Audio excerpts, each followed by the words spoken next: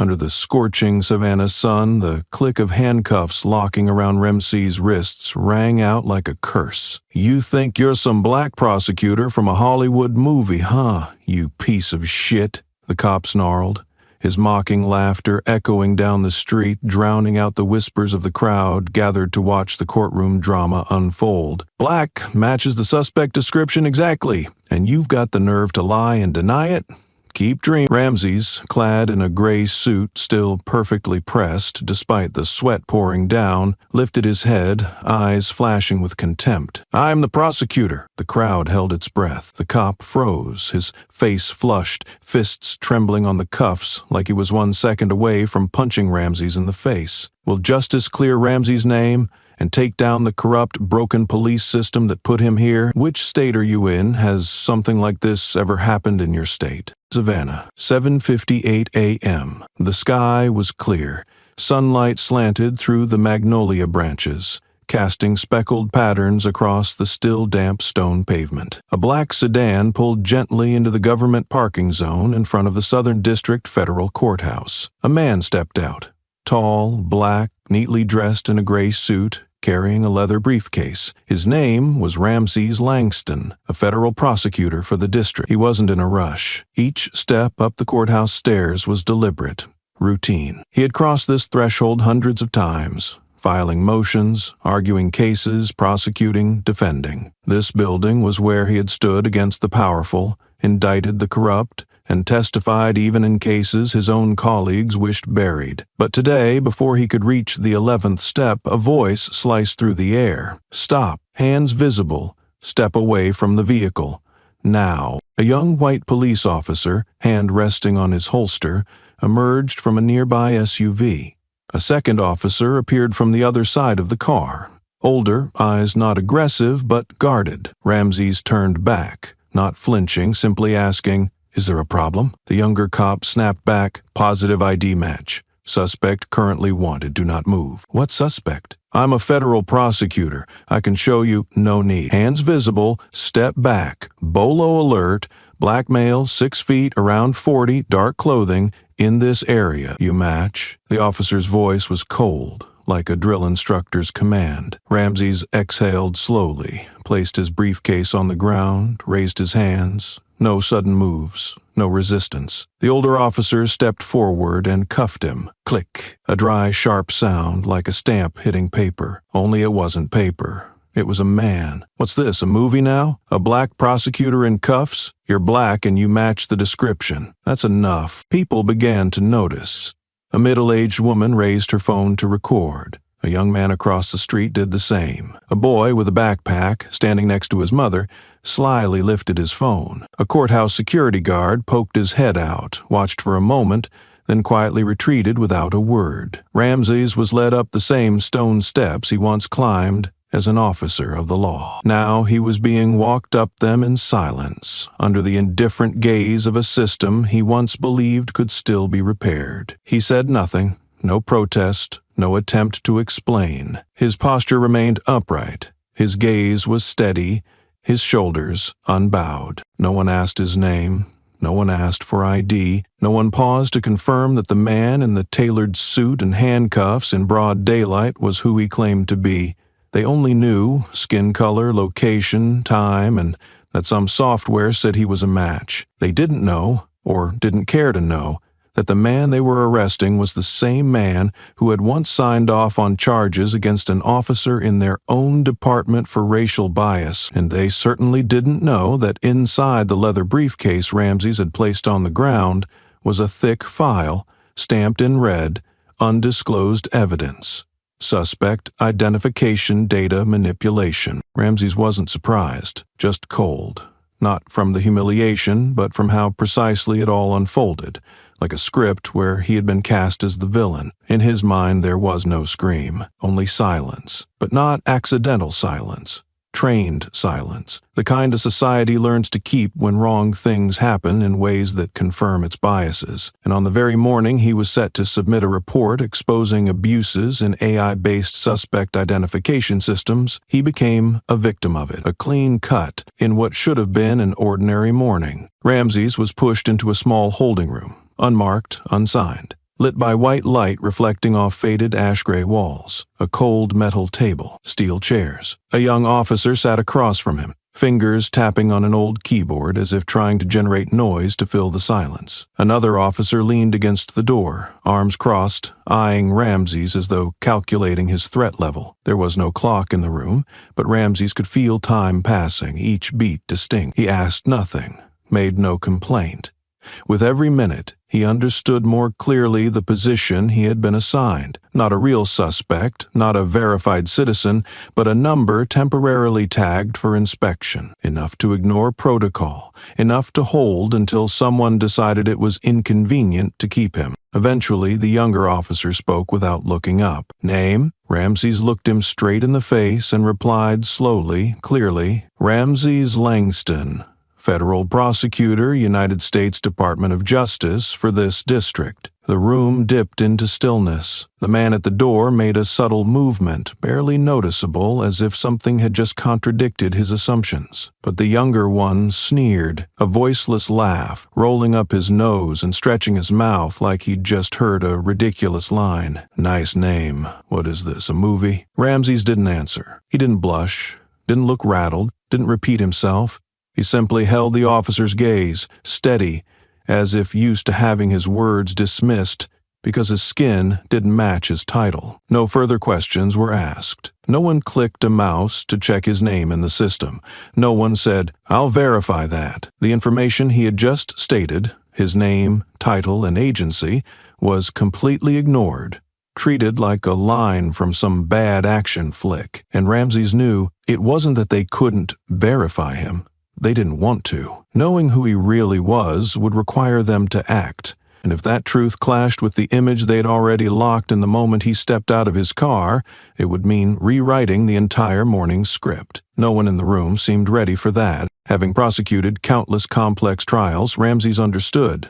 A name isn't just a label. It's the line between a citizen protected by law and a shadow lost in a broken system. And now, that same name, a name that once made criminals tremble, was being mocked inside a small police room by someone Ramses might have had to summon to court next week. But Ramses wasn't ashamed. He had no habit of bowing to armed ignorance. He simply sat there, waiting to see how long they planned to keep up the performance. The door opened softly. No knock, no introduction. A man walked in, neither young nor old, the age of someone who had learned to bury his real opinions deep behind his eyes. His face was stiff as a printed page. No lines, no expression, just a humanized file folder. In his hand was a single sheet of paper. No stamp, no signature, and placed it on the table, not looking at Ramses, and spoke just loud enough for the young officer to hear. "No official hold order, no citizen report. This detention isn't under any mandatory reporting system." The room fell silent,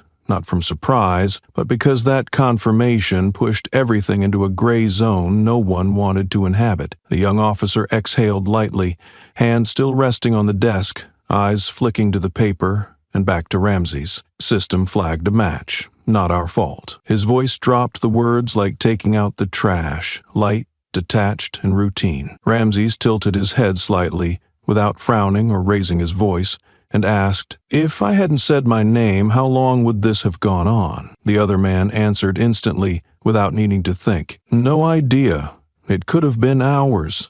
It could have been all day. Depends on who decides to act." No threat. No excuse. Just a dry answer, trimmed like regulation code. If you don't clearly belong in this system, there's no process forcing it to release you. No law compels belief in self-identification, especially when that identity doesn't fit their visual expectations. Here, Federal Prosecutor wasn't a title. It was just an excuse. An unsupported claim, not prioritized for verification because it came from the wrong mouth. Ramses remained upright. He didn't lean back, didn't drop his head, didn't take his eyes off the door, still slightly ajar, not because he expected rescue, but because he knew no one was coming. In this room, he was just a data point too small to trip the system. Without outside interference, he could be held for hours, and no one would face consequences. The name he'd spoken, the name once printed at the top of 100-page indictments, now floated like an echo, with nowhere to land. When a clerk happened to walk by and paused half a second at the window, something in Ramsey's froze. The person recognized him without a doubt, but instead of entering, they turned away, leaving behind only a quiet flicker of recognition. Ramsey's needed no explanation. He understood. They knew. But no one wanted to acknowledge it in front of the cameras. No one dared intervene because fixing a mistake means first admitting it. And here, no one has the right to question a system they still benefit from. So they stuck to the old method: silence. No one acted, no one asked, no one touched a file. His name, Ramses Langston, still lived in the federal database, safeguarded by hundreds of official decisions.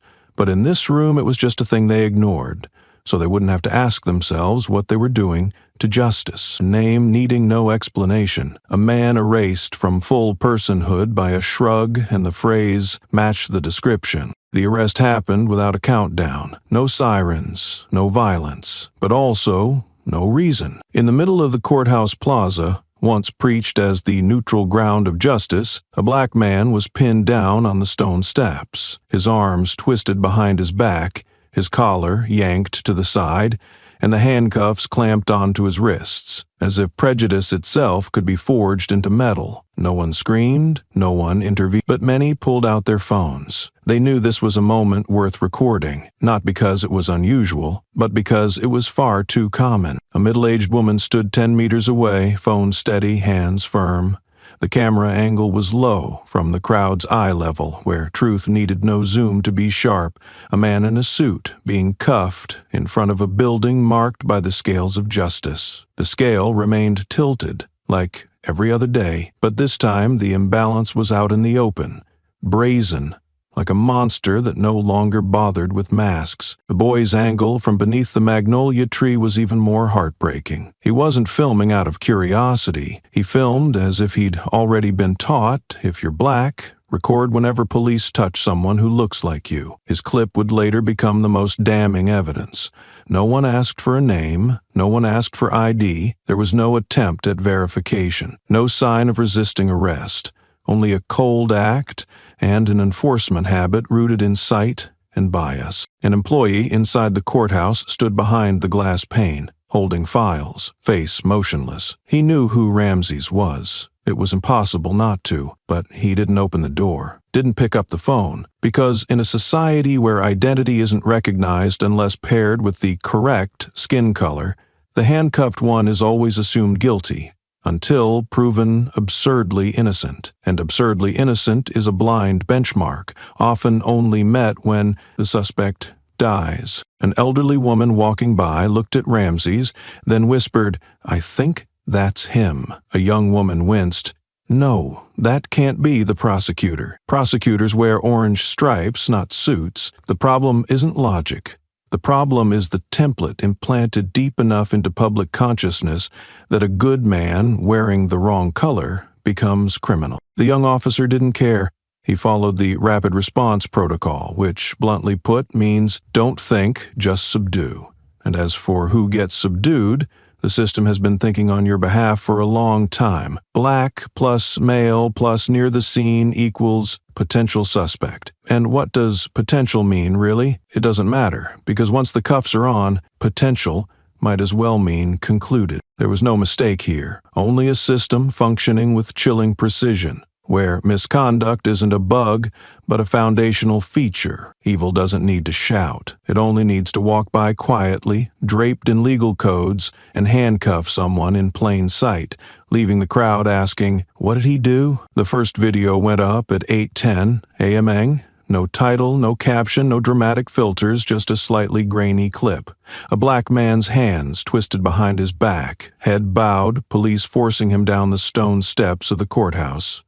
But what made the clip go viral wasn't the violence, it was the complete absence of it. No screams, no punches, no resistance, just a silent body being led away. And that more than anything made it impossible to look away. The first comment read, "Why isn't he saying anything?" The second, "If he's innocent, why didn't he yell?" The third, "I've seen him in the news, state prosecutor." And then the internet storm began, because deep down people realized this man didn't look like a criminal, but was being treated like someone without a name. And the system began to panic, not because it acted wrongly, but because it had been recorded too clearly. Inside the courtroom, Ramses's seat was empty. The clerk started calling his mobile.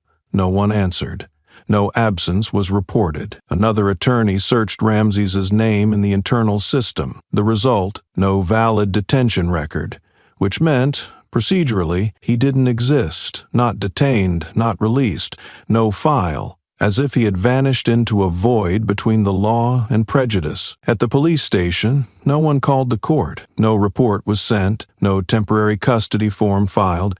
Everyone thought, someone else is handling it, and it is this someone else, that blurry mechanism of dispersed responsibility, where all wrongdoing finds its safest home. A name was arrested on the street, but no one signed off. No one remembered the reason.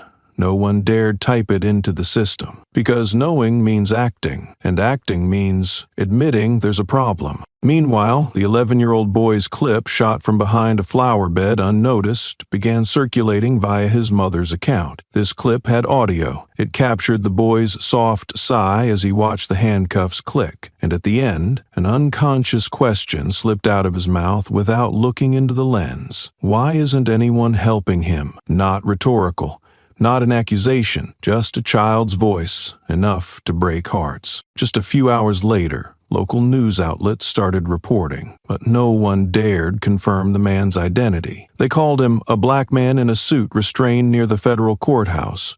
No name, no job title, no precise location, because to name him would be to ask questions about the entire system that allowed this to happen. And in America, what's scarier than questioning a system built to protect you? But can that erase you with a single wrong glance? Do you think Ramses will be wrongfully convicted just because he fits the suspect's description? Or will he be cleared? Don't look away. The next chapter is going to be intense. The holding cell was unremarkable, like the indifference of a system that had long forgotten what people actually looked like. A scratched metal table, wobbly plastic chairs, like the conscience of whoever was on duty. A flickering ceiling light, as if it too was debating whether to keep going or give up. Ramses had been sitting there since just after 9 a.m. He hadn't been hit. He hadn't been interrogated. He'd simply been left there, quietly, like an unopened email attachment no one wanted to click on. Around noon, a uniformed man entered, face colder than the tile floor. He asked one tired, procedural question. "Do you want to call a lawyer?" Ramses looked up. His gaze wasn't proud, wasn't pleading. It was just clear, straightforward. "No, I'm a federal prosecutor." The air in the room stiffened, not because they believed him, but because they didn't know what to do with that answer. It didn't fit the template. It wasn't in the manual. No one had been trained for detainee claims to be a federal prosecutor, and especially not this. A black man, not yelling, not begging, not waving ID, not asking to make a call, just calmly saying one sentence, then waiting. But the system hates waiting. It was built to react, not to think. And when it can't react with force or protocol, it starts to spin, like a machine caught in an endless loop. Someone should verify him. But who? If they check, and he's legit, the whole station takes a hit. It can't erase. If they check and he's not, no one wants the blame for touching a sensitive case without orders. So the best move, don't type his name. Don't poke the system. Don't leave a trace. An older officer walked in, the kind who probably knew the law before computers did. He just stood there, watching Ramses in silence. He didn't speak, didn't step forward, but his eyes said, "If you're who I think you are, I should leave this room now." But he didn't. He did nothing. Because he'd lived long enough to know the system doesn't reward truth-tellers. It only punishes those who interrupt the silence that keeps it running smoothly. And in that chain of silence, truth is a roadblock, not a goal. Ramses didn't repeat himself, didn't restate his title. He just sat still, a mirror reflecting the warped shape of the room. They expected him to snap,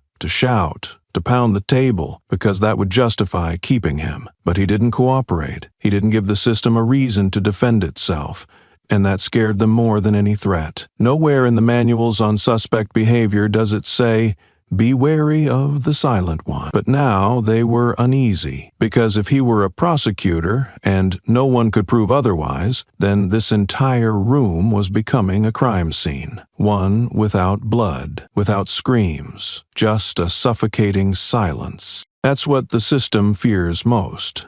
Someone who knows their rights, but refuses to play the victim the way the script demands. Someone who doesn't need to shout, because he is the law, and they know that, but no one dares to hit enter. 4 hours passed. No questioning, no paperwork. Ramses stayed motionless, shoulders straight, eyes steady, as if he were the one observing the system, not the one being held by it. To passers-by, he didn't look like a criminal, but they needed him to justify everything they'd already done in front of witnesses. Just before noon, a mid-ranking officer walked in carrying a file. He flipped through a few pages, glanced at Ramses, and asked, like reading off a script, "Name?" Ramses gave the same answer. Federal Prosecutor, DOJ ID 4716. He looked the man straight in the eye, unblinking. This time the officer paused, not out of surprise, but because he recognized the name. It had appeared in internal documents as someone investigating misconduct by law enforcement. The officer stood still for a moment, then closed the file. No lookup, no verification, no calls. He left the room. No one came in after him. No decisions were made. Because no decision would be safe. If they released him, it meant admitting fault.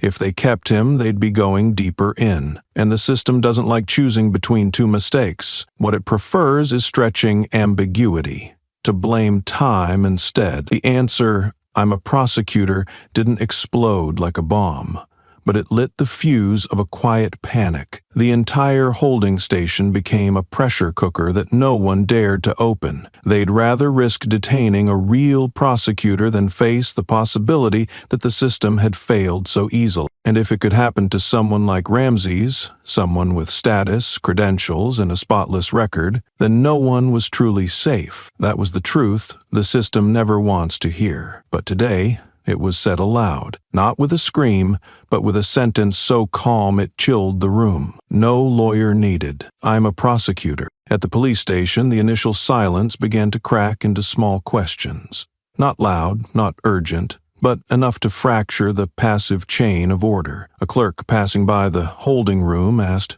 "What's that guy's name?" The officer on duty shrugged. "Not verified." Another asked, "Got a case number?" "No file created." A third, "Where's the paperwork?" "No official order." Then silence again, as if absurdity repeated 3 times. Ramses remained in that room. No restraints. Door unlocked. Yet no one dared say he was free, and no one was willing to put in writing that he was being held. A vague limbo stretched on for hours, an intentional complicity, because everyone knew one wrong line in the system, one name mistyped, and the fallout would go far beyond an internal reminder. A desk officer, on impulse, typed Ramses Langston into the federal database. The result came back. No arrest warrant, no surveillance order, no matching report. A man had been detained for nearly half a day, yet officially he didn't exist. A kind of presence found only in system glitches or science fiction. And then came what no one wanted. A phone call. The internal line rang. The person who picked it up trembled at the caller ID. Regional Coordination Office, Zone 3. A woman's voice. Clear, firm, neither demanding nor deferential. "We've received information that a Department of Justice employee, Ramses Langston,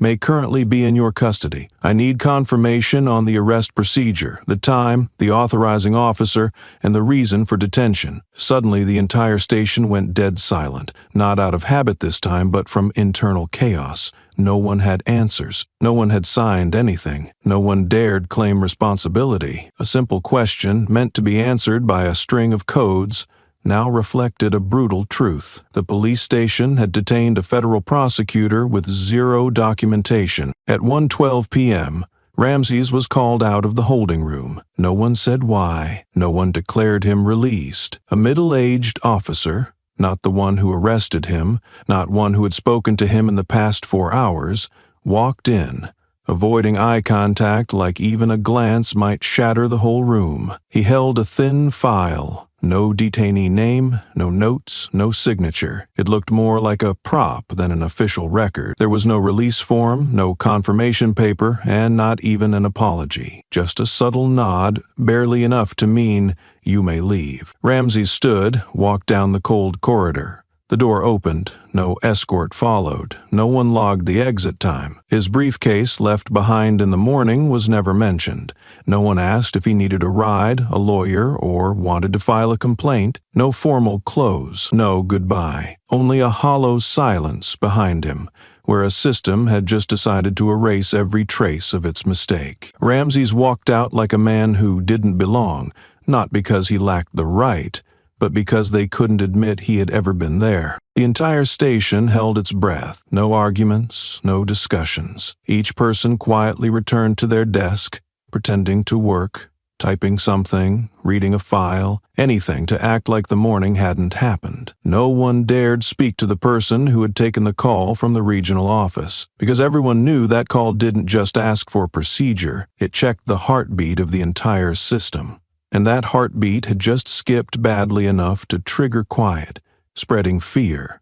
No one was reprimanded, but everyone knew they'd gone too far, and someone outside had noticed. So, in that thick silence, a decision was made. No record, no signature, no admission. Ramsey's was scrubbed from the logs. No detention number, no entry in the shift report, no file sent to headquarters.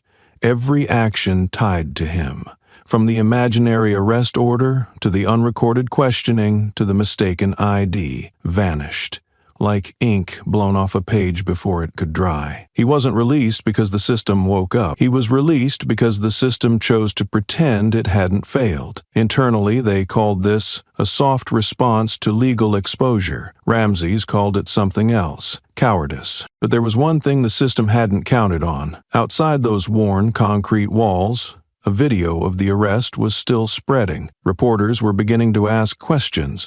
The state prosecutor's office had noticed his unusual absence, and the cruelest part, the part the system couldn't control, was the memory of the man it tried to erase. Ramsey's didn't need to walk out with any documents. He didn't need evidence, because the lack of it was evidence. A system that could hold someone for 4 hours and leave no trace had just authored its own indictment, and in that moment the man they tried to quietly remove became the only one who still had his name, his title, and his unshaken belief in the truth. The next morning, as the sun lit up every crack on the stone steps of the Savannah Federal Courthouse, Ramsey Langston appeared quietly, without an escort, without a lawyer, and without the press. In his hand was a thin set of papers, bound in recycled paper, bearing no symbol of power, only a modest line of text. Urgent hearing request regarding unlawful procedural detention. A current prosecutor, once responsible for major cases, now queued like any ordinary citizen just to be heard by the system. He didn't make a show, didn't declare who he was, didn't use his name for leverage, but that silence made his footsteps echo against the stone like knocking on the door of a system pretending to be asleep. At first, the clerk treated the filing as routine, until her eyes stopped at the name, Ramsey Langston. Not a stranger, and certainly not someone who usually came here seeking hearings. He was someone who had sent others to courtrooms like this. She looked up, visibly shaken. "How could this happen to you?" Ramsey's didn't explain. He didn't need to. His nod was not a complaint, but a calm confirmation that even those who know the law best can be pushed outside it in minutes if their skin and silence are deemed suspicious. Within 2 hours, the system approved his request. No one dared delay, no one questioned it. There was no policy for denying a hearing to someone who had once exposed institutional wrongdoing. From the inside, Ramsey still had power, and that was more unsettling than if he had none. Because he didn't seek justice from the outside, he demanded it from within the machine itself. Without media pressure, without public outrage, just one citizen, proper paperwork, correct procedure, proper office, made the entire court system pause and ask, How long have we gone without questioning the very procedures we rely on? Ramsey's filing wasn't just a request, it was a formal indictment, written not in outrage, but in the language of someone who only wants the system to have the courage to speak the truth. For a system built on denial, that was confrontation. Courtroom 3 was modest. Few seats. On the plaintiff's side sat only Ramses Langston.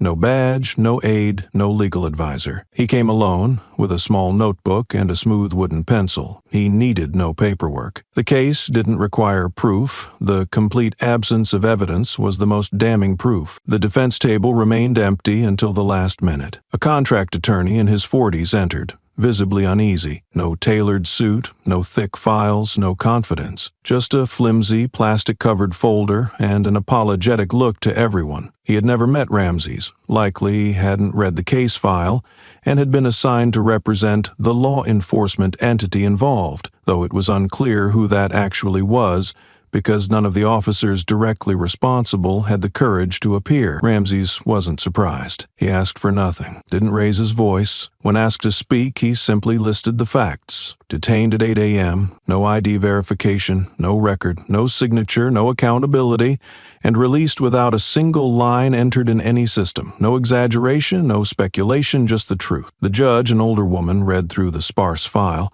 Her neutral face couldn't hide discomfort. She asked the defense attorney, "Do you have any information from law enforcement?" He swallowed, quietly replied, "We've been informed that an internal review is in progress." Ramses didn't respond, but the slight curl of his lip said it all. The same system that had once forced him down the courthouse steps for matching a description now couldn't produce a single person to say, "We were wrong."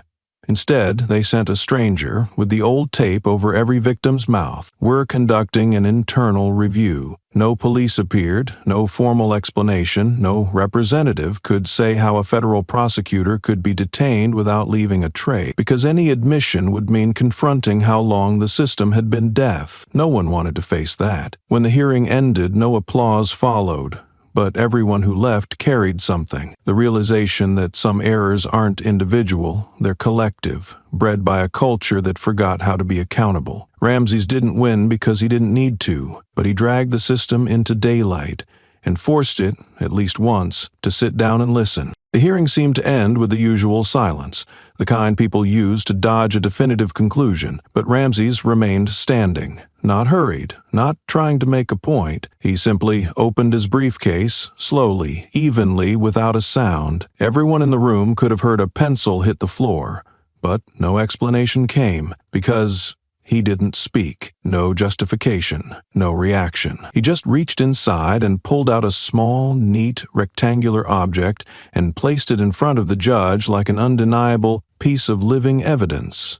A U.S. Department of Justice ID card. The surface shimmered dully under the yellowish light with embossed letters. DOJ, Federal Prosecutor. The silence thickened into something heavier than shock. A young attorney at the back of the room tilted his head, squinting, as if his eyes were caught between reality and something he refused to believe. The court clerk, who had spent the entire hearing flipping papers without ever looking up, swallowed hard. And the judge, a seasoned one, didn't look at the card. He looked straight at Ramses, with an expression that could no longer pass as neutral. It wasn't the look of someone waiting for an explanation.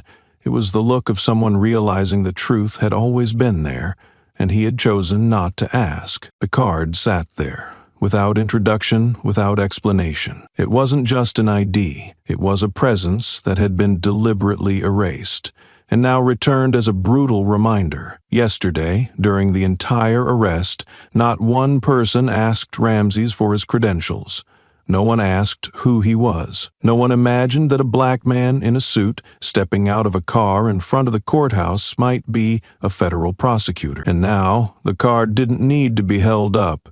Just lying there was enough to be a slap without a hand. Ramses still said nothing. He didn't need to. That silence broke, more than any argument could. In that moment, everyone understood. If that card had been shown earlier, if just one person, just one, had asked his name, checked his ID, done the bare minimum of legal duty, then everything that happened during those 4 hours of detention would have never existed. But they hadn't asked. They hadn't wanted to know. They had chosen not to see. And now they had to face a version of truth that couldn't be dodged. He was justice, and they had tried to neutralize it because they saw the wrong person. No one in the room questioned the card. No one even had the strength to ask about it, because there was nothing to ask. It was there, clear, undeniable, unforgeable, and unforgettable. When Ramses closed his briefcase and stepped down from the stand, no one in the room moved. No applause, no murmurs, no reaction. But every gaze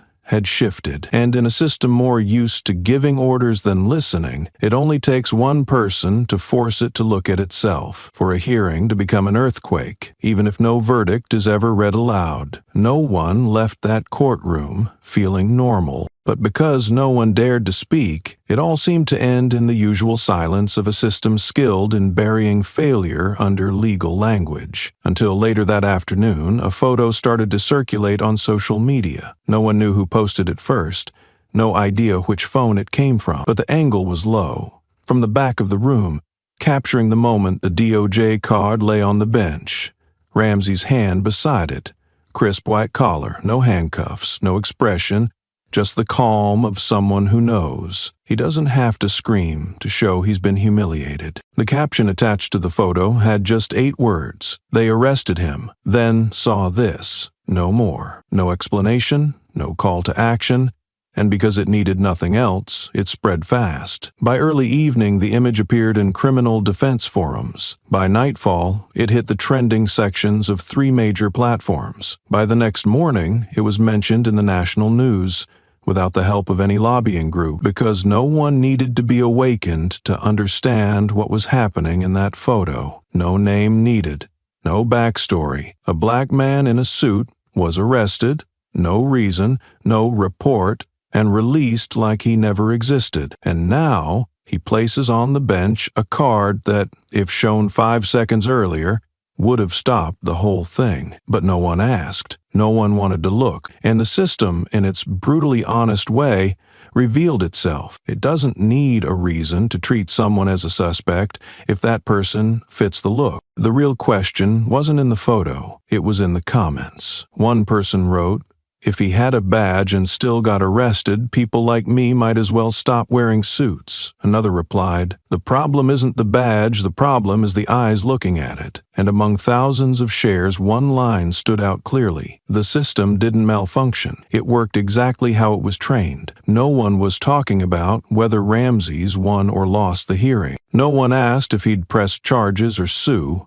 What the public cared about was the painfully obvious truth. If someone like him could be treated like this, how many people without titles, without ID cards, without a voice, had already disappeared into the pages of reports that were never even written? The DOJ card was no longer a symbol of power. After that day, it became a symbol of what had not been seen and what no one had dared to ask. The plastic rectangle with printed text, once just another bureaucratic item in a government wallet, now stood as the deepest, most silent indictment of a system trained to look past people, but never at them. 3 days after the hearing, while the image of his DOJ badge still circulated online, Ramses returned to the courthouse, not to confront, but to trace. As a federal prosecutor, he had full access to surveillance data from the area where he was detained. No permission required.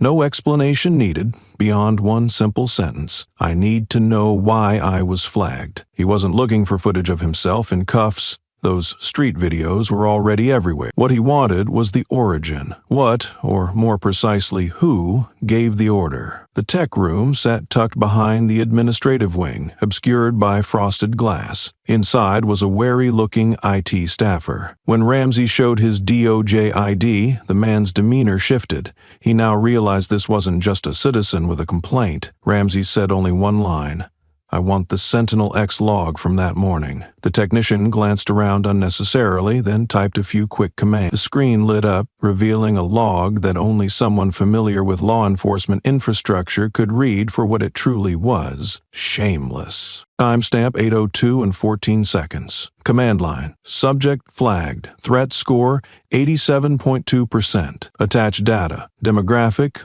black male. Clothing, business suit. Gray. Location, high security government zone. Behavior, loitering. No name, no facial ID, no need for verification. Just a final line, high risk. Alert issued. Within 3 minutes, local officers arrived. No questions asked. No warrant. No verification. Ramses didn't react. He no longer had reason to be surprised. But now he had proof. He wasn't arrested for what he did.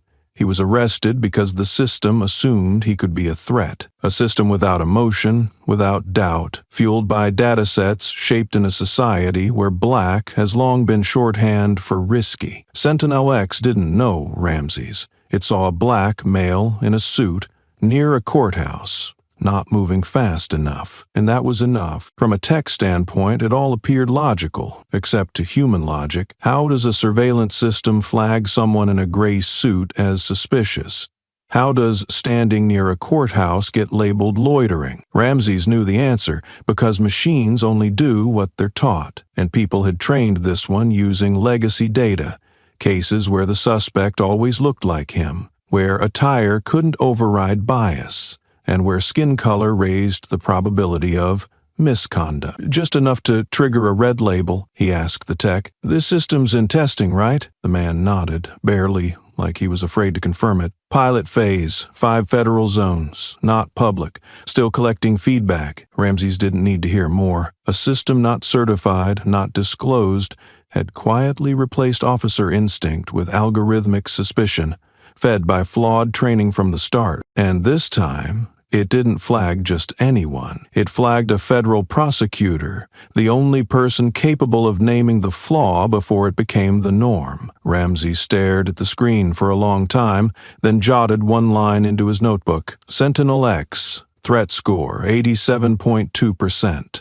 No human verification. A data point with no signature, but enough to trigger an investigation. This time, the subject under review was the system. Ramses requested a full printout of the logs and associated metadata. The report spanned nearly 30 pages, mostly behavioral codes, risk percentage tags, and one chilling line at the end. Suggested action. Flag for physical verification, notify nearest patrol, no authorizing officer, no signed report, no discretionary review. Just an automated alert, dispatched and obeyed like a weather warning. No questions, no confirmation. The patrol simply followed orders, as if machine authority now held equal weight to human judgment. It had all begun with one system command, flag as potential threat. From there, obedience spread like an invisible signal. If the machine said there was risk, then there must be. No one needed to know what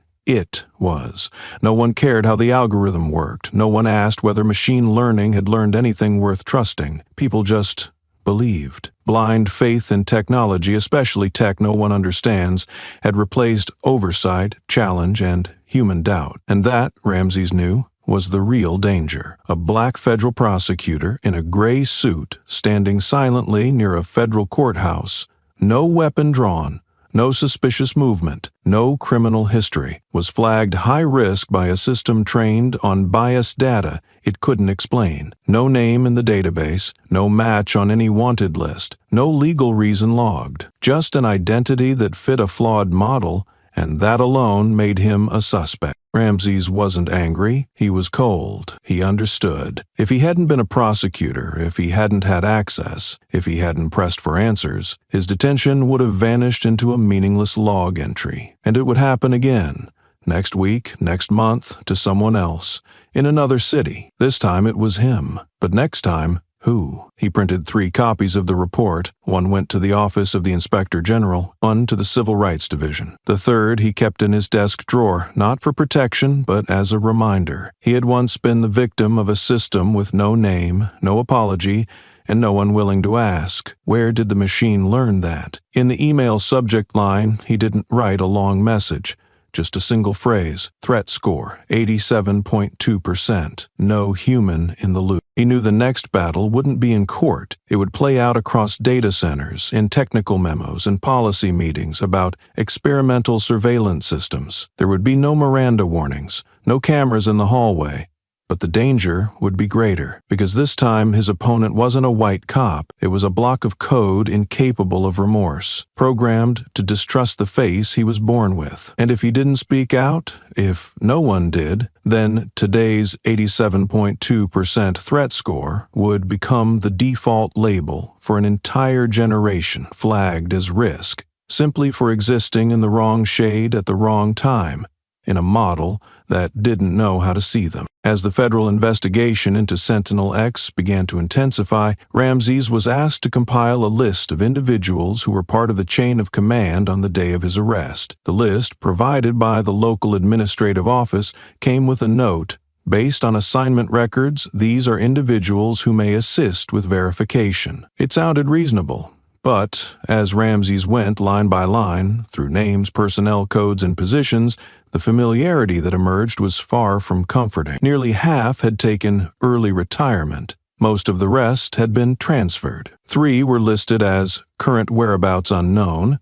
Only 1 person remained within the system, marked as on indefinite leave. The entire document read like a roll call of calculated absence. Every direct contact field was blank. No one available to verify. No one present. No one was accountable. But not every blank was meaningless.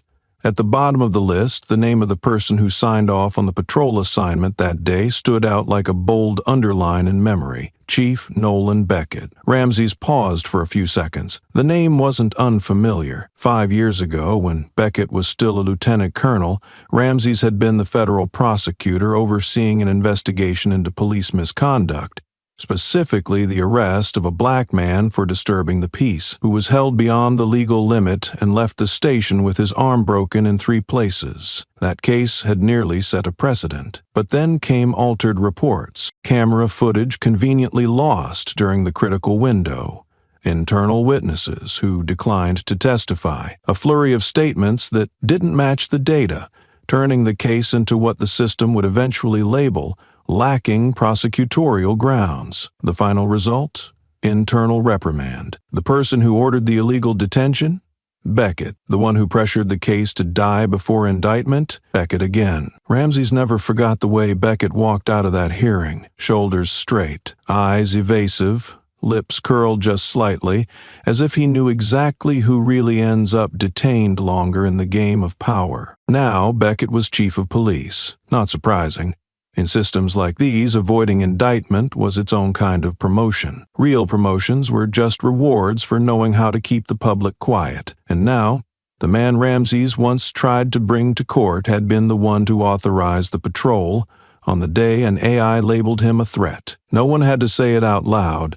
Some orders don't need to be spoken to become command. Ramses wasn't arrested because Beckett gave the order. He was arrested because Beckett had spent years shaping a system, ready to act on any signal it liked. And when that signal came from an AI, a tool designed to mask collective intent, it was the perfect setup. No proof was needed to understand. Silence, especially from those who once swore never again, is never random. The past hadn't closed. It had only put on a new face. This time, not with fists, but with code. And the old players, in new seats, were now in the perfect place to turn a false alert into a sentence no signature required. Ramses began by pulling every shift record from that day. He tracked each name, from dispatch coordinator to the officer who received the Sentinel-X alert, to the IT tech who managed the camera logs. The system had records, but in practice, there was no one. One had been relocated to another district due to end-of-quarter staffing changes. Another was on unpaid leave, reason unclear. A third, no longer on the roster, personnel file under review. Phone calls went unanswered, texts ignored. One person responded with a single, dry line that sealed the door shut. "I cannot help you. Please do not contact me again." Ramses wasn't surprised, but he couldn't ignore the chill running down his spine, not from lack of data, but from the organized absence of those who once were there. Every step he took into the system felt like navigating a map that had been redrawn. Those who could confirm had disappeared. Those who remained had lost their voice, and the machine kept spinning, programmed to not remember. At 2:00 a.m., an email arrived from an anonymous address. No name, no signature. The subject line simply read, "About the 12th. The body? Someone gave the order to skip verification that day. I can't name who." No punctuation, no headers. Ramses read the line over and over, as if it were the system's final confession. Not because it gave enough evidence, but because it captured the truth. Every silence pointed in the same direction. And that doesn't happen by chance. That is the structure. A structure held up by promotions, transfers, seniority ties, and quiet promises. Those who stay silent keep their jobs. Those who remember too much eventually disappear from the org chart. In that structure, the man once investigated for abuse of power now sat in command. And those who knew what happened had either been removed or had removed themselves from the blast radius. Ramses looked over the list again. Names he once shared early meetings with, stayed late to close case files with. Some had congratulated him when he joined the DOJ. One had even said, "If anyone can take Beckett down, it's you, now." All had turned away, not out of hate, but because they knew the system didn't want this remembered. And they chose to survive by letting Ramses be buried. With the question, he felt no anger, no disappointment, just clarity. The problem wasn't who signed the arrest order. The problem was how many people knew it was wrong and did nothing. And those people weren't villains, not the bad guys. They were colleagues, staffers, and admin officers.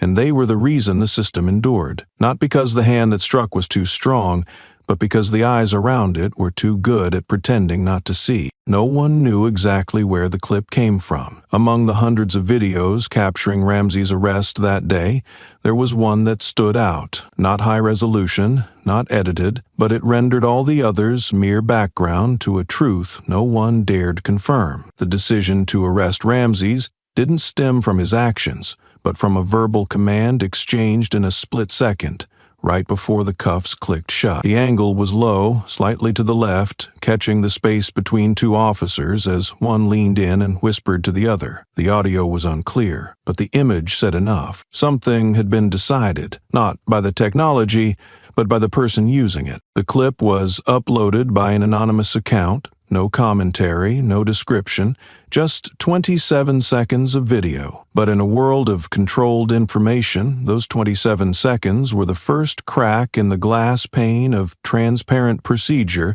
the police department proudly promoted. A group of independent journalists who specialize in law enforcement AI traced the original IP to a private residence in the suburbs, where the upload signal had originated from a device previously connected to the department's internal security network.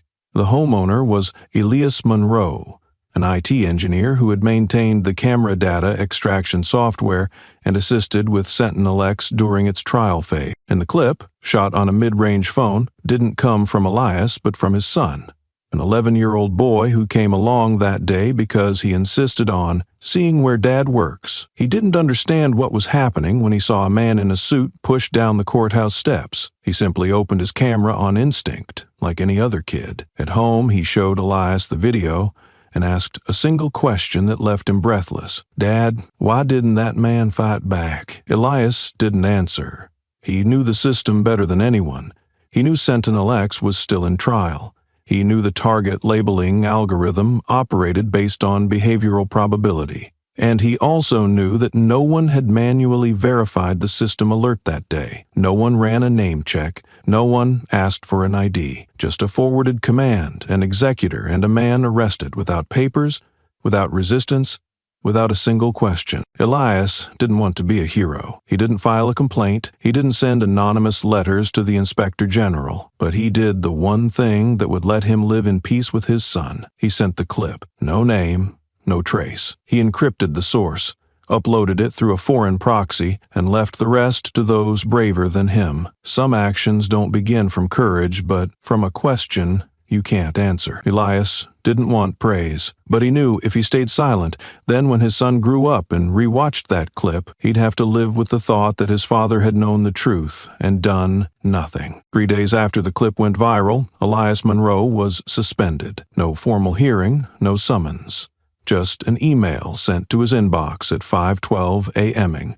with a subject line as cold and mechanical as if written by a machine that didn't need to see a human face. Temporary system access suspension, internal data leak investigation. No thank you, no we regret, and nothing about temporary that felt honest. When Elias went to the department to collect his things, his access card had already been deactivated. A staffer, someone who used to drink coffee with him every morning, stood in front of the tech room door and quietly said, "My advice? Let this go." Elias didn't ask why. He already knew. In this line of work, they don't fire you with words. They revoke your access and expect you to get the message. What they remove isn't your skill set. It's your presence as someone who refuses to forget what everyone else has silently agreed must be forgotten. He packed in silence. The only thing he couldn't retrieve was his employee badge. His son had once asked for it to clip onto a Lego model. It was kept as government property. Elias didn't react. But in his eyes, that was the most humiliating part. The system didn't just remove him. It wanted to erase the proof he'd ever belonged. When he got home, his son was sitting at the desk. Not on his phone, not asking where Dad had been, just a quick glance at the bag Elias placed down, then a lowered head, like he understood something had happened but had no words for it. Kids don't need to hear things to know adults are holding back. They don't need explanations to sense something has been lost. And this time, for Elias, what was lost wasn't the job, it was the belief that you could stay honest and still survive inside the system. Ramses heard about it indirectly. An independent journalist from the group who received the clip tracked down Elias's address and warned. The origin of the video is under internal investigation. Ramses didn't reveal Elias's name, didn't mention the boy, but he kept the image in his mind, a child outside the courthouse, holding a trembling phone, recording the moment the system began to crack, and a father who, by choosing not to delete it,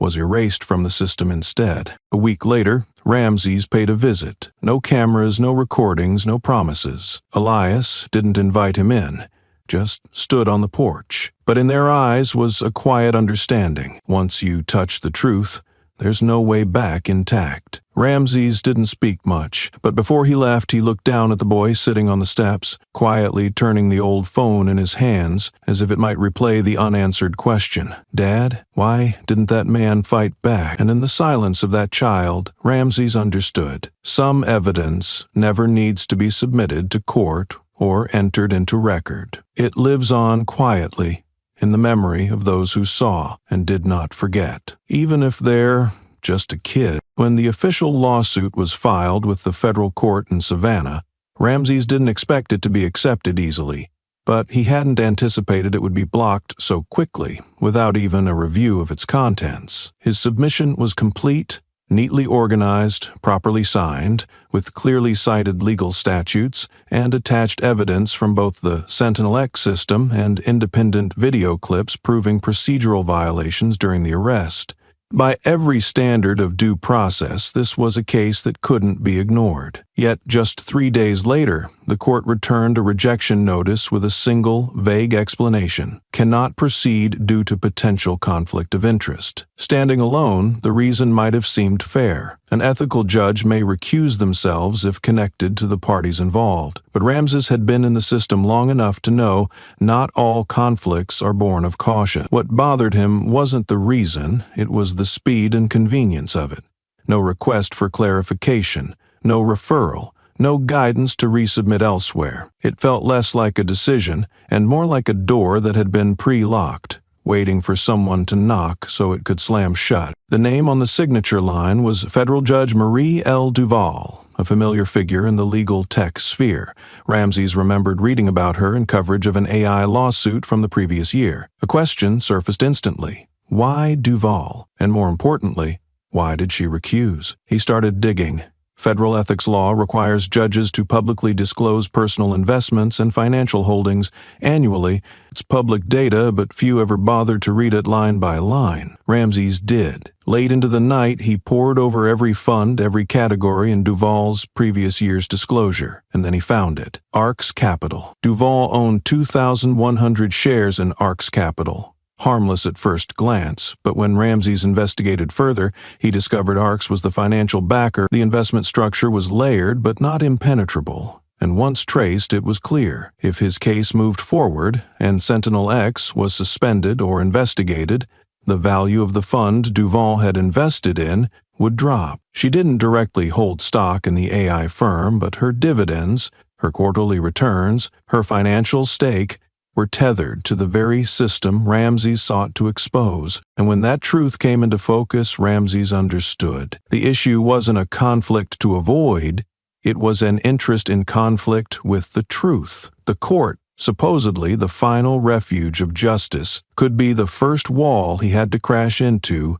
just to be heard. Ramsey's didn't leak what he found to the media. He didn't hold a press conference or go live on TV. He knew that in a system conditioned to deny, shouting only made people shut their doors tight. Instead, he printed 3 copies of the financial disclosure, complete with a diagram tracing the layers of ownership from ARX Capital to Echelon Dynamics, line by line, fund by fund, down to the final line, Sentinel X product owner. 1 copy went to the Office of Judicial Ethics, tasked with handling potential conflicts of interest involving judges. Another was sent to the Office of Executive Financial Oversight. The last he hand-delivered to the office of a Georgia state representative, one who had helped draft legislation prohibiting judicial officials from holding financial interests in the sectors they oversee. He didn't ask to meet. He left the file with a handwritten note.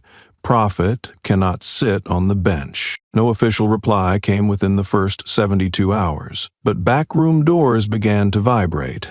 A veteran financial journalist messaged Ramsey's, "You hit a nerve." That was when he realized the legal wall wasn't impenetrable. It was simply reinforced by the silence of markets. Once that silence cracked, appearances could no longer hold. No one would confess, but people would begin to retreat. At a closed session of the State Judicial Oversight Council, Duval's portfolio was suddenly up for review. No one credited Ramsey's, but he knew he'd done what no formal appeal process had managed. He'd raised a question that threatened something far more valuable than truth: dividends. Duval issued no statement, no defense. She didn't need to. She knew, in this game, silence is how you pivot your asset, and while others were arguing morality, the market had already changed, masked. Ramsey's had no interest in exposing individuals. He didn't need Duval removed or criminally investigated. What he needed was precedent, that the judiciary cannot be assumed neutral if its foundations are tangled in financial interests. Because if that's not clarified at the outset, every future lawsuit, no matter how solid, would end with an invisible nod, not from the law, but from the money behind it. What terrified him most wasn't that the court rejected his case, it was how the entire system accepted that rejection without a single follow-up. No one wanted to know why a case with solid evidence had been turned away. No one questioned whether the conflict of interest was genuine or just a legal fig leaf. They nodded not because they were convinced, but because nodding kept them comfortable in a profit-generating ecosystem. Ramsey's never believed he was the only case. A federal prosecutor being handcuffed in public for matching a suspect was alarming, but what chilled him was the thought, if someone like him could be detained in broad daylight, how many others, without titles or visibility, had suffered the same fate and been buried in silence? He began combing through data. 6 months' worth, 5 districts where Sentinel X had been deployed in pilot mode. Detention logs were coded in harmless terms. Additional verification, suspicious behavior, standard monitoring. He filtered by a simple query. Male, black, wearing a suit or dress shirt, detained within 500 meters of a courthouse, city hall, or administrative building. The results weren't voluminous, but what surfaced made every justification absurd. 4 separate men, unconnected, each detained under eerily similar conditions and all released without public documentation. The first was a high school history teacher attending an education summit, stopped while making a phone call outside because he lingered near a government vehicle. The second was a young attorney from New Jersey, in town to observe a trial, who accidentally walked into a staff-only area behind the courthouse. The third, a bank employee out for lunch, was questioned and handcuffed for walking slowly past a municipal building. The last, an IT technician installing a photocopier at City Hall, matched the anomaly alert: shirt, slacks, wrong time. None were charged, no prosecution records, no public footage, yet all confirmed through internal channels or independent investigation that they'd been held for 2 to 4 hours, asked vague questions, and released only after someone intervened or misidentification was acknowledged. All incidents were marked resolved internally. No public records, no press, no compensation, and of course, no apology. Ramsey compiled the data into a table: name, time, clothing, initial reason, release reason, outcome. The uniformity was almost surreal. No criminal history, no weapons, no aggression, no resistance, no body cam footage disclosed. Just one terrifying commonality: looked wrong in the wrong place at a time the system found inconvenient. Reading through each report, Ramsey saw himself from 4 angles. He wasn't targeted because he was a prosecutor. He was flagged because he fit the model, and that model didn't care about title, intent, or context. It didn't distinguish between citizens and threats. It only calculated probability, and that probability, baked into the algorithm, had been trained on a history America never dared to erase: that black men in professional attire don't belong near power. If that's true, then the mistake isn't individual. It's procedural, a design flaw repeated in pattern, a pattern where black individuals, once near the center of authority, are always interpreted as anomalies to be examined. After cross-referencing the cases, Ramsey followed the question to its core: where did the AI learn? If Sentinel-X consistently flagged black men in suits near government spaces as high risk, then either that's an incredible coincidence, or the system had been trained to distrust people who looked like him. He contacted a former engineer from the early Sentinel-X development team, now departed after an internal dispute over anomaly definitions. In an encrypted call, the engineer confirmed Ramsey's suspicion. The AI wasn't just learning from behavior, it was learning from law enforcement's biased past, which meant if police had historically detained black men in suits near federal buildings, even wrongly, those actions were still fed into the model as correct reactions. The Sentinel-X machine learning core had absorbed millions of data points from security logs, arrest records, and public surveillance over the past decade. There was no ethical filter, no social bias check. It learned one thing only: when a pattern repeats, flag it. And the pattern repeated, horrifyingly: black man plus formal clothing plus near authority equals threat. No one at the operational level called it a bug because, from a technical perspective, Sentinel-X was functioning perfectly, detecting statistical deviations from the majority dataset. But the majority was built from a history the system never questioned, a history where black teachers, lawyers, and prosecutors were 3 times more likely to be recorded as subjects of control simply because their daily behavior was interpreted as suspicious. Ramsey uncovered a leaked internal Sentinel-X patrol guide. In it, the risk profile described high-elect targets as presence without clear purpose in administrative zones, quiet behavior, lack of engagement, attire contrasting with local setting. Those sanitized words, once parsed, were just racial bias dressed in technical language. Quiet meant not deferential. Lack of engagement meant unafraid. Contrasting attire meant better dressed than others nearby, i.e. out of place. The system didn't see people, it saw models. And once that model is skewed, the more data it gathers, the more sophisticated the error becomes. Sentinel-X didn't need orders to discriminate. It had already learned how, from data America never washed clean. Ramsey didn't just see the truth, he saw the future. A generation of AI built, trained, and deployed in darkness, unregulated, answerable to no one, and each time it makes a mistake, someone will be held in the middle of a sidewalk, under the eyes of strangers, and if no one speaks up, the system will improve even faster. Eventually, mistake will no longer be the right word because no one will remember what right ever looked like. Ramses once thought, someone must have made a mistake. A passerby, a security officer, a misdialed tip-off, maybe someone being overly cautious. After all, according to protocol, police don't have the authority to detain someone without cause, either a witnessed offense, a civilian report, or a real threat flagged by the system. But when Ramses traced the duty logs from the day he was arrested, the truth hit harder than he imagined. Every police intervention is logged with a unique incident code, including a field labeled Alert Source. His case appeared with a line that made him sit upright. Sentinel X, test environment, live flag scenario. 2 words at the end stood out like a slap. Live simulation. He opened the technical details. A cold, concise description appeared. Simulation run. Purpose. Evaluate patrol response time and system behavior under urban weekday conditions. Input manually injected by supervisory AI. No civilian report logged. No one had called the police. No one had seen Ramses and deemed him suspicious. No reports were filed.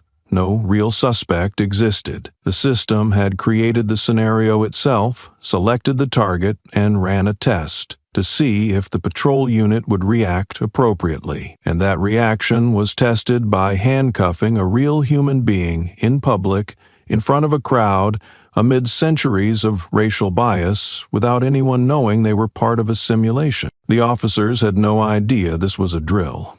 They received a simple alert on screen: suspicious target, verify immediately. No disclaimer that it was a test. No internal flag. They did exactly what they were trained to do.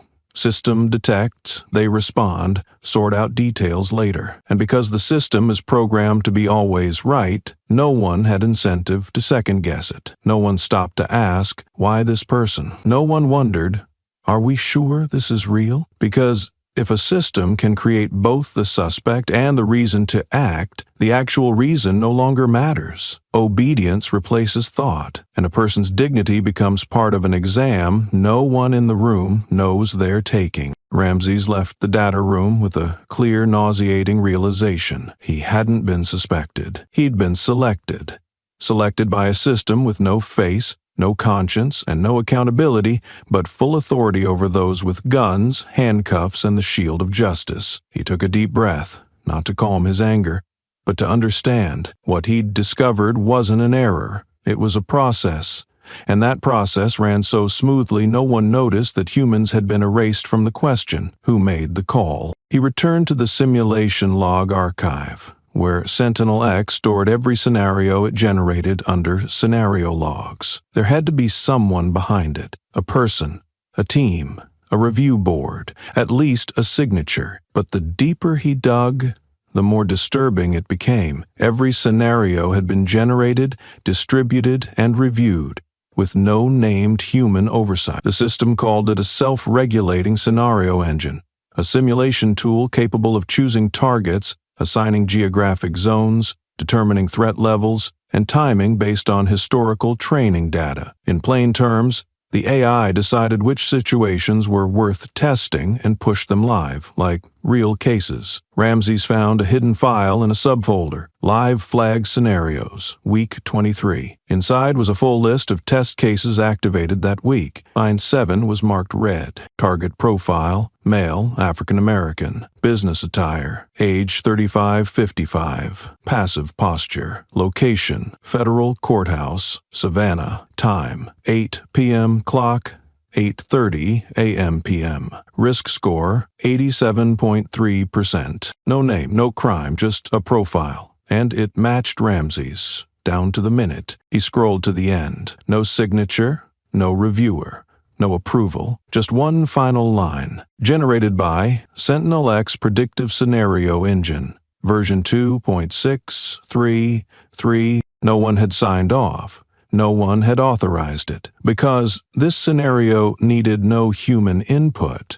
It had been automatically produced, as if Ramses was a biological variable in a behavioral lab. Only this lab was real life, and the consequences were real. Ramses printed the entire file. He presented it in a closed-door meeting with a senior federal legal advisor, someone who had helped write early drafts of AI audit laws. She read until the line, "generated by," then fell silent. When she spoke, her voice was slow but resolute. If there's no signature, there's no accountability. And if no one's accountable, these scenarios can repeat indefinitely. There were no built-in limits, no pre-review process, no ethics board signing off, which meant anyone, at any time, could become the subject of a test scenario simply for resembling the pattern the system needed to practice on. Ramses wasn't arrested because someone gave the order.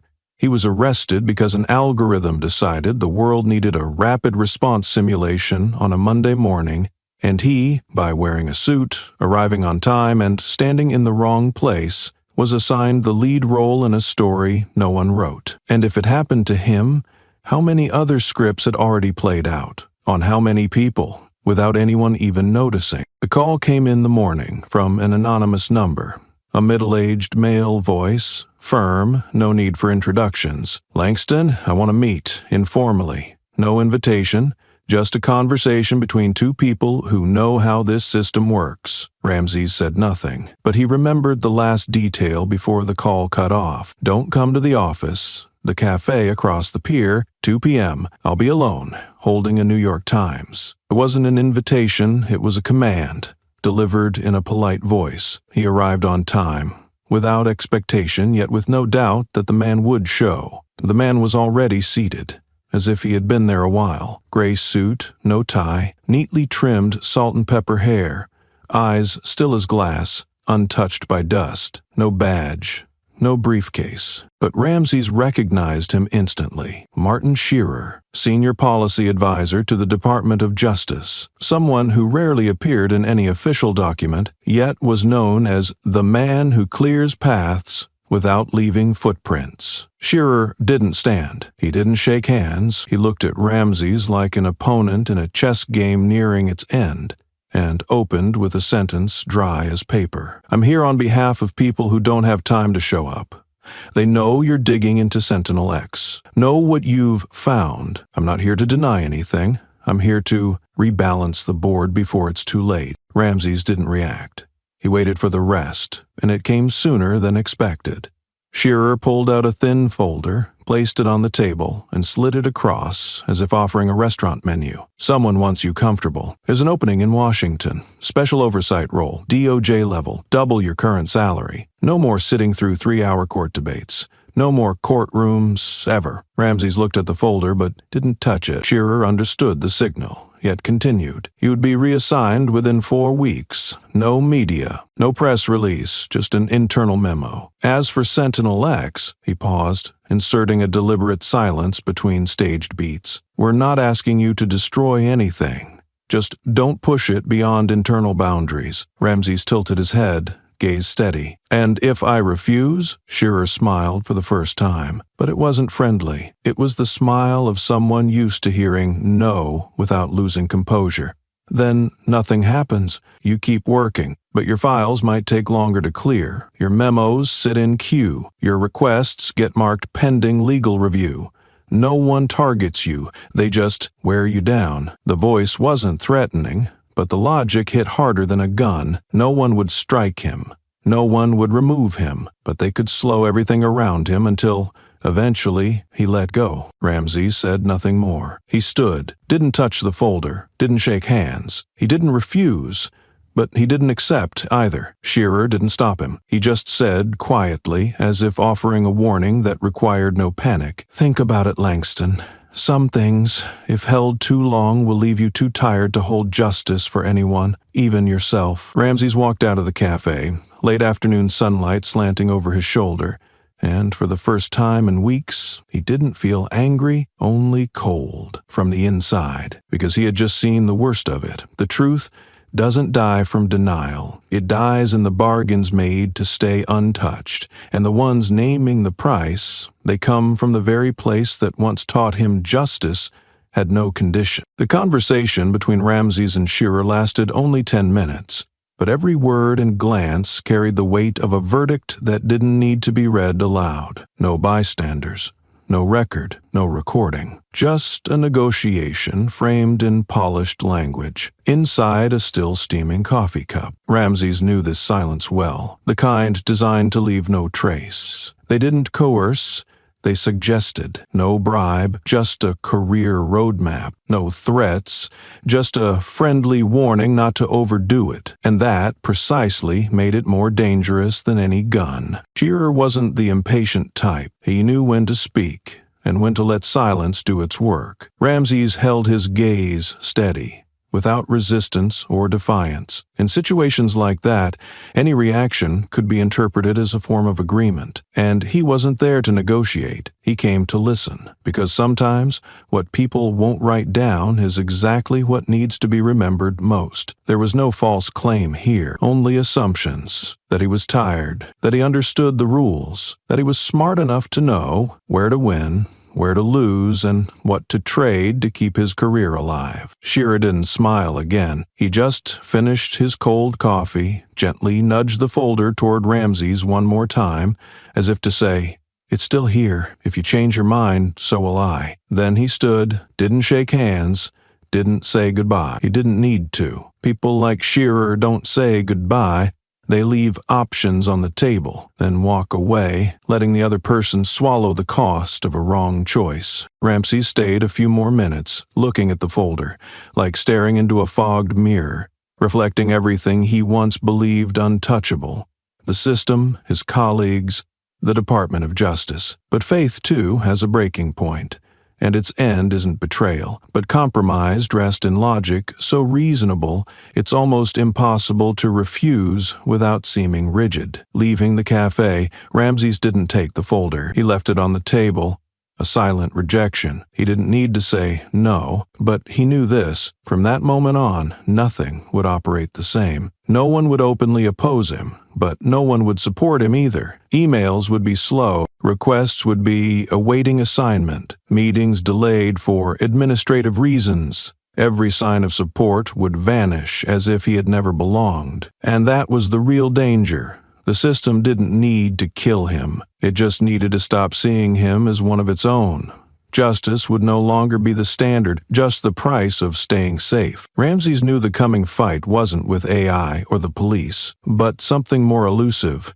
Complicity in silence, a force that never signs a paper but shapes the entire language of power. And now, it had chosen to speak with the voice of the very place he once called home, the United States Department of Justice. There was no official announcement, no formal rejection letter, no public statement. Ramses simply went silent, a deliberate silence, heavier than any reply. He didn't touch the folder Shearer had left on his desk, didn't return calls, ignored messages from the DOJ's special unit. He didn't need to say no, because he understood that in this system, sometimes silence is the clearest form of resistance, and it's also the most dangerous choice. From that moment on, everything around him began to shift. Glances in the hallway lost their warmth.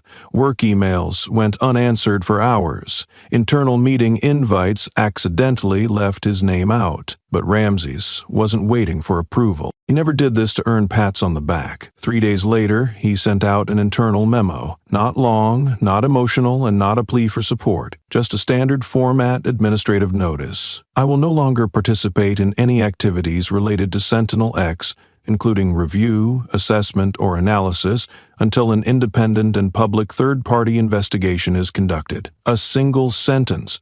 But to those in the field, it might as well have been a lawsuit, because by saying that, Ramses wasn't just rejecting a project. He was rejecting the system, not because he thought it was beyond repair, but because he believed they had no intention of fixing it. That same day, he reached back out to the investigative journalists who'd received the child's phone footage. This time, he didn't hide his identity. He no longer needed the shield of being a confidential source. He sent them full, verified metadata, along with a precise description of the incident. No embellishment, no distortion. Just what had happened, raw, clear, and undeniable. He added one sentence: "If I can't get this case into the justice record, then put it in the public record." That was the moment he understood. If the system rejects justice on paper, then justice must go live. That evening, the journalists published the full, previously unseen video, the complete footage from the boy's phone under the magnolia tree. Ramsey sat alone in his apartment, TV off. He didn't need to watch. He knew the moment would come, the moment truth stopped belonging to him and started belonging to the viewers. Within 10 minutes, tens of thousands of shares exploded across platforms. Social media went into overdrive. From a federal prosecutor who had been mistakenly detained, Ramsey's had now become living proof of what many had long suspected, that surveillance systems don't just target the wrong people, they target the right kind of wrong people. The next morning, Ramsey's didn't use the side entrance like most prosecutors. He walked straight through the main doors, across the plaza where he'd once been handcuffed. The looks from passers-by held everything: awkwardness, respect, wariness, even fear. But no one said a word, because everything that needed saying had already spread overnight. And now, only one question remained. Who would still be standing when justice was no longer an internal affair? The video lasted 72 seconds. No narration, no effects, no clickbait title. Just raw, slightly shaky footage capturing the moment an entire system tried to hide. A black man in a gray suit, standing still on courthouse steps, approached by two officers, turned around, handcuffed, and led away on a quiet morning. No explanation, no resistance, no voices raised. But in that silence, the world heard something unmistakable: the mechanical hum of invisible power at work. The video was published at 10:08 p.m. by an independent investigative outlet. 6 minutes later, it was everywhere. By 10:20, federal prosecutor in cuffs climbed to number 3 on the national trending list. 9 minutes later, it hit number 1. Journalists, scholars, civil rights lawyers, and social media users, from small personal accounts to major organizations, shared the same message. If a federal prosecutor can be arrested like this, who's next? A veteran commentator wrote on X, "They didn't just arrest the wrong man, they arrested a symbol, and now the system has to face a fury it never saw coming." The video didn't need a call to action. It was the action. By the next morning, every major news outlet was covering the story. CNN, NBC, the New York Times, Reuters. None of them could afford to ignore the image anymore. Some even published the final frame in full. Ramsey's turning his head to look directly into the boy's camera, an expression without bitterness, without plea, just the clarity of someone who knows he's standing inside the very machine he once served. And now, it's consuming him. No one in the DOJ mentioned that Ramsey's had once been up for promotion. No document confirmed it, but no one dared to resend the invitation. The door once left open for him to gracefully exit, now shut in silence. Not because he'd been expelled, but because the system no longer knew how to negotiate with someone who had stepped outside its terms. More importantly, they no longer controlled him. The truth was no longer sitting on a hard drive. It was living on millions of devices across the country, shared, stored, analyzed, remixed, and repeated as a warning. This is the age where AI doesn't need to be wrong, because if we don't control it, it'll be right about the wrong people. As for Ramsey's, that morning he gave no statements, no interviews. He simply stepped onto the same courthouse steps, paused as if measuring the weight of memory, and walked on inside. No one stopped him, no one greeted him, but all eyes followed, because from this moment on, he was no longer just Prosecutor Langston. He was the man the whole country had seen in cuffs, and no one could look away now. In less than 2 days, the incident of Ramsey's being arrested on the street had moved beyond the bounds of a legal dispute. It had become a nationwide media phenomenon. No longer were people asking, was this a mistake, or was there a procedural error? The headlines now took on a calmer but sharper tone. like a blade. When machines order arrest and no one double-checks. If a prosecutor can be handcuffed, what about those without an official badge? An algorithm learning from a history of mistakes can create a catastrophic present. No one wanted to stay on the sidelines anymore, and no one had the strength to stay silent. In Savannah, the pressure began to erupt at every level. Reporters swarmed the police headquarters. Demands for transparency flooded in from civil rights groups, human rights organizations, congressional offices, and even from the tech academic community, particularly after a newspaper published leaked internal documents from Savannah PD. Ramsey's arrest had initially been labeled standard incident, no report required. That single line dismantled every justification offered so far, because it confirmed something more frightening than a mistake. This wasn't an exception, it was the protocol. News coverage started digging into the system's structure. One investigative journalist found that in the past 6 months, Savannah had detained 19 people under the pretext of security verification in the administrative zone, none of which resulted in prosecution. A 63-year-old black woman recounted being held for 3 hours simply for resting under the awning of a federal courthouse while waiting for the bus. A young man, fresh out of college and wearing a suit for a job interview, was detained for aimless movement. These incidents had previously been filed away as handled internally, but now they were perfect puzzle pieces, fitting into the pattern Ramsey's had exposed. As television news began reconstructing the scene, Ramsey's case was broadcast for hours on mainstream networks. Maps showed camera locations. Timelines of police response were charted, and the phrase, AI risk score, 87.3%, was splashed across screens like an indictment of blind trust in machines. Many who once defended the system now changed their tone, not because they suddenly believed in justice, but because staying silent had become the most dangerous move. Savannah was no longer a quiet city hosting a low-key AI pilot. It had become the symbol of a national question. What kind of system are we allowing to decide who deserves suspicion and who gets to stand peacefully in public without being deemed suspicious? And once that question hit the front page, no explanation was enough, because the truth no longer lived in a few reports. It was racing through millions of tweets, reels, articles, and the eyes of people who had once believed in the normalcy of routine checks. But normal for whom? And who wrote that definition of normal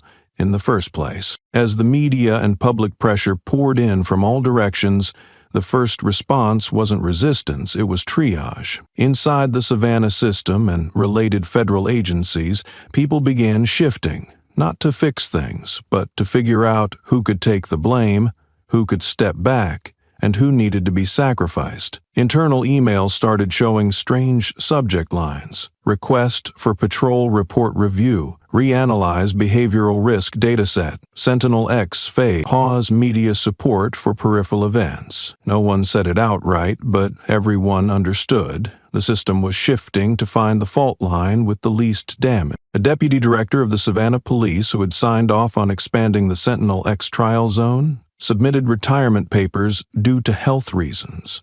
The media called it a strategic withdrawal. Internally, it was the first signal that those who once approved the model were now distancing themselves from the fallout. Around the same time, a lead engineer responsible for real-time data systems at Echelon Dynamics was transferred to non-military product research. No one used the word responsibility. They used restructuring. A legal advisor who once defended the machine learning model before the city council started hinting on a podcast, perhaps we trusted too much in technical efficiency and forgot the social dimension. In internal meetings, strange phrases were repeated like linguistic shields, reevaluate automatic response thresholds, review initial identity logic, pause non-core operations. No one mentioned Ramsey's.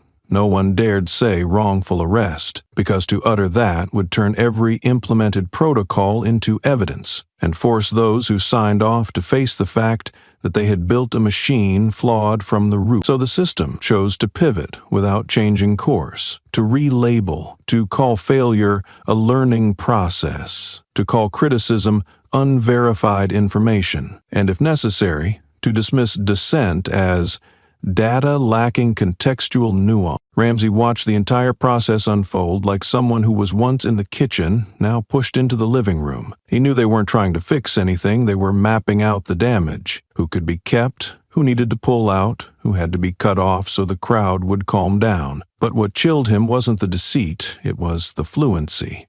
The system wasn't caught off guard. It had a crisis script ready, and that script began by erasing the protagonist. And while the blame game raged on, the media ran non-stop. Those who once stayed silent began to speak, but not out of remorse.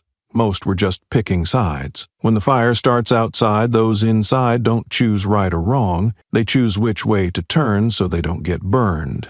And Ramses understood. He wasn't up against a mistake. He was up against a survival instinct of a system too used to throwing someone out the door so the rest could keep on living. Ramses was used to walking alone.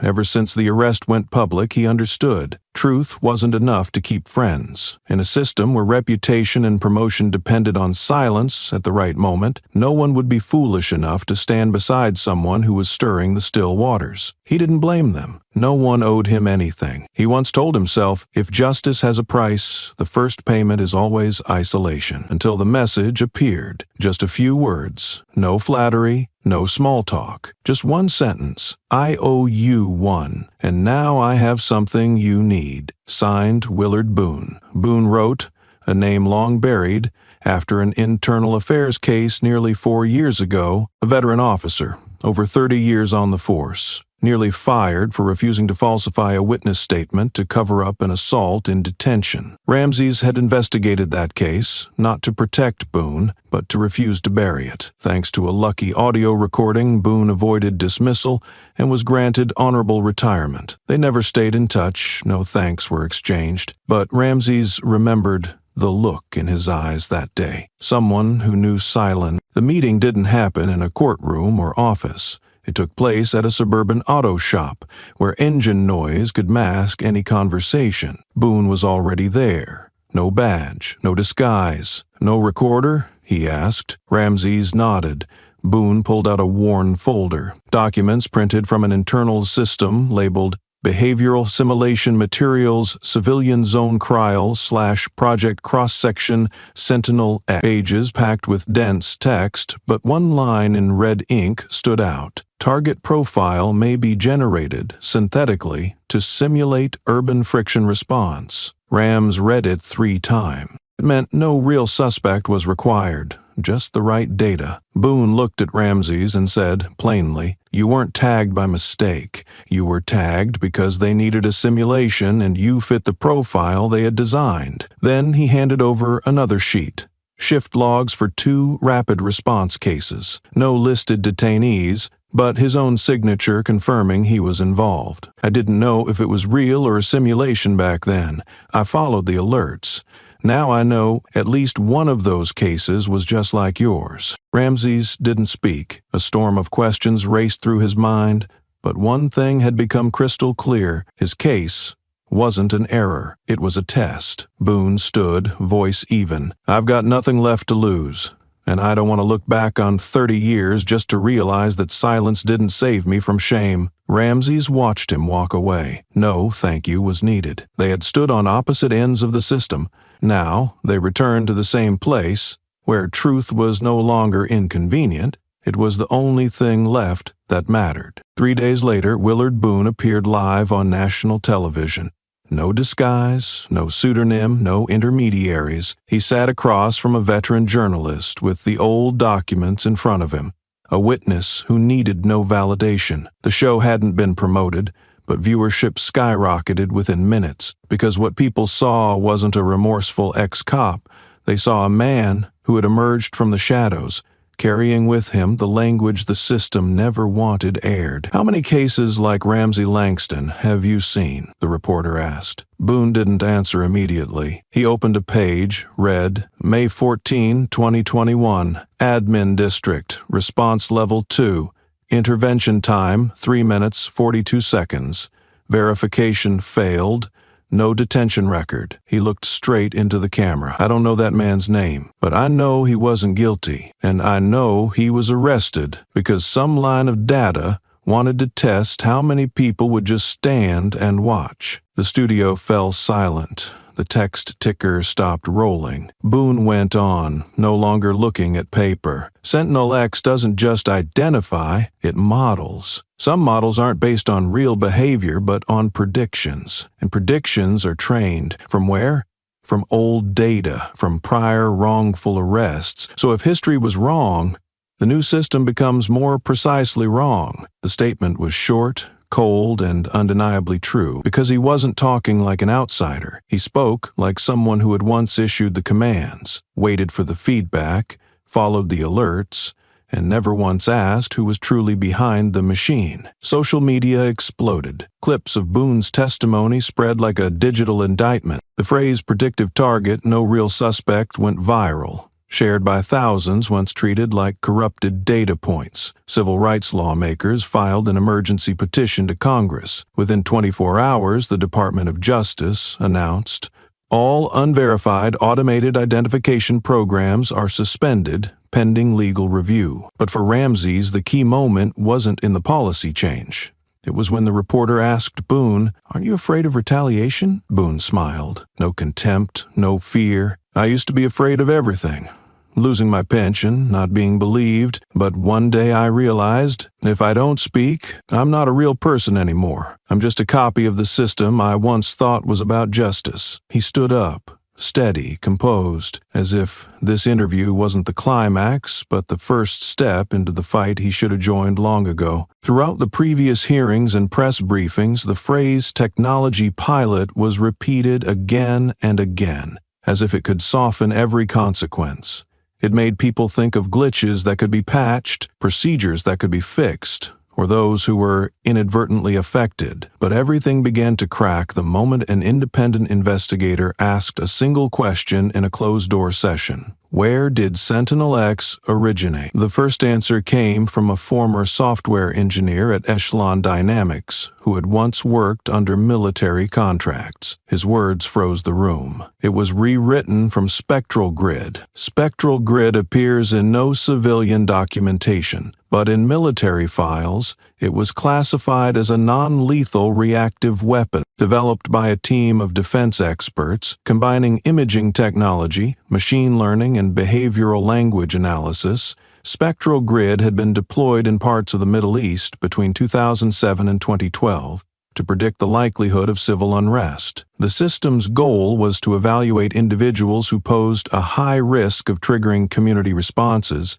based on clothing, walking speed, facial expressions, and repeated appearances near checkpoints. There were no courts, no civil rights protocols. In a war zone, Spectral Grid required no permission and was held to no standard of accuracy. Once it flagged a person, the military would conduct field checks. Sometimes that meant questioning, sometimes temporary detention, sometimes there was no afterward. When the withdrawal began, much of the surveillance tech was dismantled, but Spectral Grid, like many parallel systems, was quietly transferred for pilot use. In domestic settings through public partnerships, all it took was a name change, and that's how Sentinel X was born. Ramses came across the handover report in a limited, declassified dossier passed to him by a trusted member of Congress. The most critical sentence appeared near the bottom of page 3.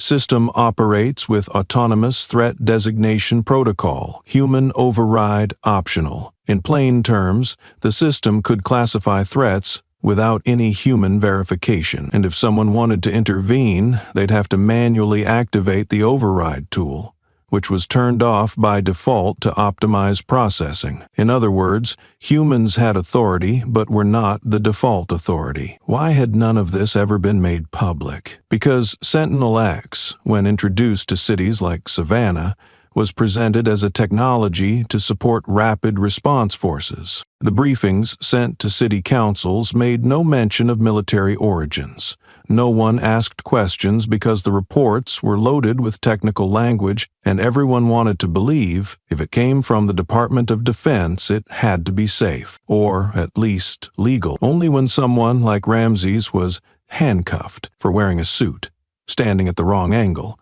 in the wrong moment, did the system reveal its true nature, a repurposed war legacy, wrapped in a civilian shell where justice was no longer an outcome, but a variable under evaluation. When military systems are redeployed for domestic use, there should be an independent ethics review board. But Sentinel-X was rolled out under a public-public tech collaboration, placing it outside the jurisdiction of any formal oversight body. There was no social impact report, no legal obligation to disclose origins, and so a system once designed to predict flashpoints in combat zones began rating abnormal behavior in American civilians on city streets in broad daylight under surveillance, yet with no names accountable for what happened next. Ramses used to think, surely someone gave the order, but now he knew there wasn't anyone, just a chain of nods and joint memos, signatures with no follow-up, and tens of thousands of lines of code running daily, labeling people based on pattern recognition that no one fully understood anymore. When asked whether the system could evolve its threat model without approval, a technical rep from Echelon Dynamics replied, "Theoretically, yes.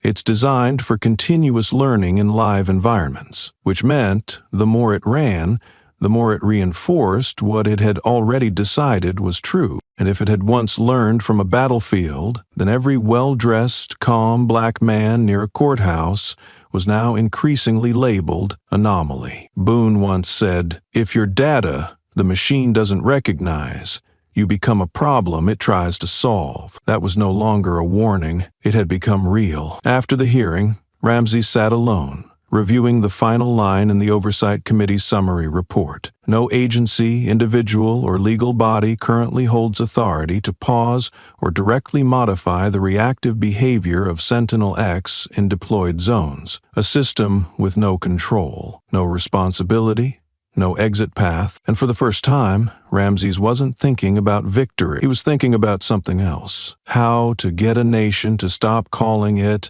a test when real human beings were already being used as proof. Technically speaking, Sentinel-X is not an inherently bad technology. It's designed to learn, to predict, to self-adject, but it's precisely because it's so good at learning and no one set limits that it began copying the biases buried in the data. When a military system is repurposed for civilian use, it should be reevaluated for ethics, civil rights, and societal impact. But Sentinel-X passed through no such checkpoint. It was filed under public property, a loose label that lets corporations experiment on public infrastructure without carrying the legal accountability of the state. No ethics board, no impact assessment, no phased approval protocol. Because it's not considered a weapon. It doesn't explode, it doesn't bleed, it just tags and sends alerts. But those alerts can lead to someone being stopped, interrogated, handcuffed on a public sidewalk like Ramses. And the worst part, no one signed off on that outcome. No humans in the loop, just automated signals and a tidy excuse. We followed the algorithm. Ramses once believed there had to be someone responsible. A cop, a commander, a designer, a policymaker. But the deeper he looked, the more he saw. Sentinel-X wasn't being operated by anyone. It was just running, triggered by approvals buried in memos, signatures hidden in cooperation letters. No one reviewed case-by-case scenarios. No one was required to fully read the data model. And so it ran.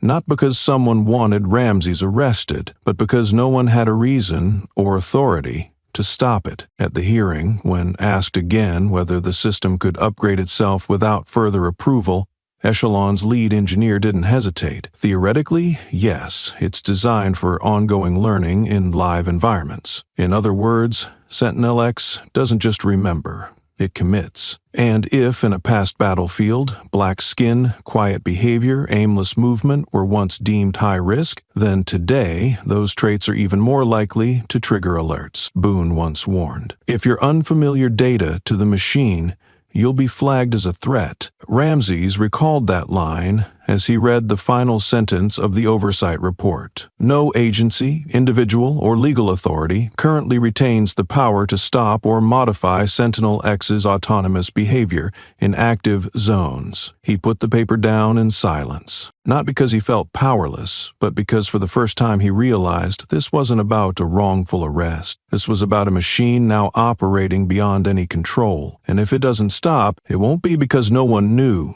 but because everyone got used to no one being responsible. Ramses no longer thought about winning in court. He thought about something harder, how to force this country to call it by its real name. Not an experiment, but a present and dangerous reality. Only when that's accepted can we start asking the real question. Who gave it permission to be legal in the first place? The press release was issued Monday morning from the office of the federal prosecutor in Savannah, bearing a dry, bureaucratic headline like any other administrative memo. Reinstatement of position and benefits for Prosecutor Ramses Langston. But what drew public attention wasn't the content. It was the way it was written. No signature. No one stepped forward to say, "I take responsibility." Just a block of text representing the entire system, trying to repay a debt it had once tried to erase. At the bottom, in small print, "On behalf of the Department of Justice, we apologize." Ramses received a printed copy of the release while sitting in a public library less than 800 meters from the federal courthouse, where he had once been arrested, once released, once forced to confront himself. He folded the paper slowly, placing it aside as if it were a document past its expiration date. He wasn't bitter, nor was he triumphant, because to him this wasn't a victory. It was an empty gesture, offered not because they wanted to make it right, but because they had no more room to run. For nearly 3 weeks after the final hearing, he responded to no media requests, no statements, no articles, no comments on any social platform. But those close to him knew Ramses wasn't silent because he had nothing left to say. He was preparing for something no one expected, and exactly 1 day after receiving the press release, he sent back another document. Just a single page, but enough to shake the entire system. He declined the reinstatement. No long explanation, just one line. "I cannot return to a place that stood still while I was handcuffed by the very system I once represented." The prosecutor's office was stunned. The media exploded. Headlines popped up, "The man reinstated, but who refused power." Some called it arrogance. Others saw it as final proof that the system wasn't clean enough to keep someone like him. Public debate ignited, but Ramses didn't argue. He didn't need to defend his decision, because the only thing he wanted to keep wasn't the seat. It was the reason he walked into that courtroom in the first place. The truth must matter more than the title. Ramses left the courthouse that afternoon. No one saw him off. No reporters followed. But anyone who saw his eyes at that moment knew he didn't walk away to escape. He walked away to begin again. Not in a room of authority, but from somewhere else. Somewhere the system he once served couldn't bind him. And this time he wouldn't argue in court. He would build a place where the system couldn't dodge the one question it feared most. Who watches the watchers? The center's name was quietly posted on a Friday morning. No press conference. No formal announcement, just a single sign taped to the door of an old fire station in the city center. Civics, Center for Investigating Tech Violations and Civil Rights. Beneath the name, 3 handwritten words in black marker. No badge, no silence, no permission, not a slogan, a declaration. Ramses didn't choose a fancy headquarters. He leased an old abandoned building, painted every wall white, stripped out all the old bureaucratic signage, left the raw concrete floors untouched. No framed portraits of leaders, no thank you letters, no reception desk. The first thing anyone would see walking in, a white wall with a single black painted name, Ramses Langston. Not for self-glorification, but as living proof, the first person misidentified by the system who refused to stay silent. The center was small, but the team was sharp. A data engineer who once worked on the Sentinel-X project, the first to resign after realizing the system was learning wrong, a human rights lawyer who had been fired for opposing AI in judicial procedures, a sociologist specializing in the consequences of digital surveillance in Black communities, and two people who had been victims of non-recorded arrests discovered during Ramses's investigation. No one wore name badges, no one was called boss, but all shared the same authority to ask the questions the system didn't want to hear. Civics wasn't a government agency, but it had something many official bodies had lost: public trust. They opened a public data repository of all active surveillance systems operating without legal review. They launched investigations and published regular reports listing algorithms at risk of discriminatory bias. They offered free counsel to people wrongly identified or flagged by AI systems no one could explain, and they sent their reports straight to lawmakers, the media, and civil rights organizations. Unfiltered, uncensored. Ramses's desk wasn't in the main office. He chose a quiet corner near the data vault. Just an old wooden table, no nameplate, no folders, no dual monitors. On it, a thin stack of documents, a pencil, and one other object: the handcuff that had once been removed from his wrist the day he was arrested, now lying still, unlocked, unpolished, unadorned, like a relic, like a silent statement. Freedom doesn't come from being released.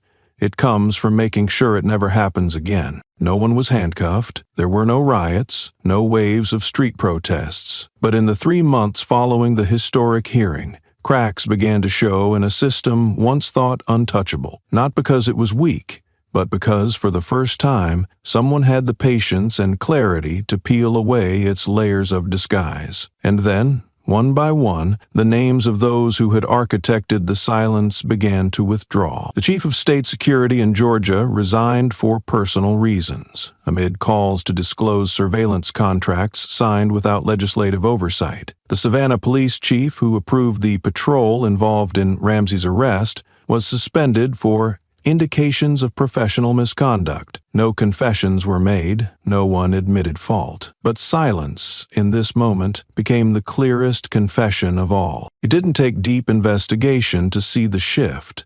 Those who once called Ramses's arrest a technical match were no longer invited to speak. Those who mocked Black victims as overly sensitive to new tech now avoided cameras. No one publicly defended Sentinel-X anymore, because any defense now would be a self-incriminating admission that the pilot program had been built on biased data. The media stopped calling it a possible error. They named it outright: a surveillance system fueled by inherited prejudice. Under mounting pressure from civil rights groups and public outcry, the Georgia government terminated all contracts with Echelon Dynamics. No delays, no spin, no waiting for review committees. An emergency order was issued. All Sentinel-X systems were to cease operation immediately in all public zones. The action was so swift even the contractor was caught off guard and stayed silent, because they knew any rebuttal would provoke the one question no one wanted to answer: what kind of data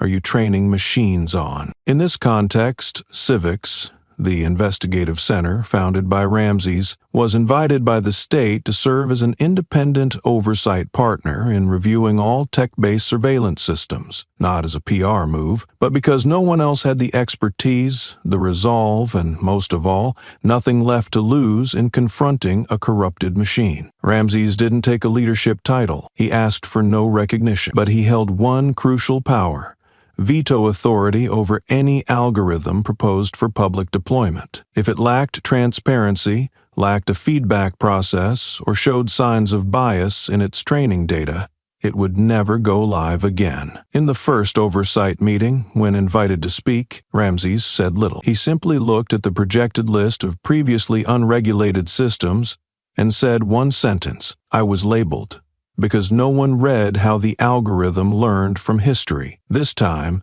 if you won't read, I'll rewrite it. The legislative draft was called something simple: the Responsible Surveillance Act, but everyone knew it marked the boldest line ever drawn between human beings and machines in modern lawmaking. This was no longer Savannah's story. or Georgia's, or the story of one wrongfully arrested man. It was a national reckoning with a question never asked before. If artificial intelligence can categorize people, should it ever be allowed to stand outside the law? And for the first time, the answer was no. The draft was written in 42 days by a team of lawyers, data scientists, and civil rights advocates from 11 states. But one person was unanimously invited into a unique role, Ramses Langston, not as a victim, but as someone who had seen the systems rot from the inside. Ramses didn't write a single clause, but he was the one who proposed the Act's 3 backbone principles. 1. Any AI system involving human behavior must have human oversight at the final decision point. 2. No algorithm may be deployed without full disclosure of its training mechanism and foundational data. 3. Any individual labeled high risk by a system has the right to challenge and review the reason why. These principles, though seemingly simple, triggered fierce backlash. Major tech firms argued it would stifle innovation. Some conservative lawmakers claimed it opened the door to government overreach in tech development, but the public wasn't on their side. Not after what had happened. Not after seeing a black man in a suit handcuffed outside a courthouse for looking wrong. On the day of the House vote, the atmosphere was tense and silent. Lawmakers passed Ramses in the congressional hallway with quiet nods. He sat alone in the gallery. He didn't speak, but his gaze said everything. He had once been stripped of his rights on the very ground where justice was supposed to stand. Now, he was witness to the birth of the first legal framework forcing AI to be held as accountable as any human entity. The bill passed with 289 votes in favor, exceeding all expectations. There was no grand celebration, no thunderous applause, but at the bottom of the bill, signed on a Friday, a single line was printed in the simplest font with no bolding, no flourish. For those who were labeled by machines, but never let themselves be defined by them. Ramses' name did not appear in the signatures, but anyone reading that final line knew he didn't need his name in the law, because he was the reason it exists. Justice, in the end, doesn't need to shout. It just needs to refuse to sleep through what creeps quietly in the dark, and the man once shackled now stands as the one who drew the line. Some stories don't need drama to become symbols. Ramses Langston, a federal prosecutor arrested on the street because an algorithm decided he looked abnormal, didn't scream, didn't retaliate, but it was that calm that shook an entire surveillance system into a standstill. He didn't seek revenge. He sought questions, and when no one answered, he built a space where every question would have to be heard from someone misidentified. Ramses became the one redefining what ethical surveillance should mean. He didn't need to reclaim his dignity. He forced the system to confront how it treated human beings. His story isn't just about a black man in a suit. It's a warning to any society that lets technology replace moral judgment. It reminds us, don't judge someone by their appearance, their skin color, how they walk, or how quietly they stand. A single glance can hold a life we know nothing about. What makes Ramses remarkable isn't his title, but his refusal to abandon his values, even when others refused to see them. He was arrested not because of his actions, but because the system had no room for someone like him. And instead of disappearing, he stood up, not to strike back, but to remind us that talent, dignity, and justice are not things anyone gets to erase just because they don't fit the expected shape. And the most powerful lesson his story leaves behind is this: justice doesn't have to shout, it just has to stay awake. It doesn't come from dramatic acts. It comes from quiet courage, from those who choose not to give up when they're misunderstood. It comes from asking hard questions, even when the answers make people uncomfortable. Have you ever been misjudged simply because someone didn't understand you? Have you ever been dismissed just because you didn't match the mold others were used to? If this story reminded you of a time you were pushed aside, share it, not for credit, but so others know they're not alone, and that silent resilience can still lead to big change. Share this story with friends, loved ones, and anyone who's ever been erased by an unfeeling system. And if you want to keep following stories like this, real stories, painful but necessary, Subscribe to the channel so you won't miss the next step in the journey, because sometimes a single video isn't just content, it's the first act in waking a society up.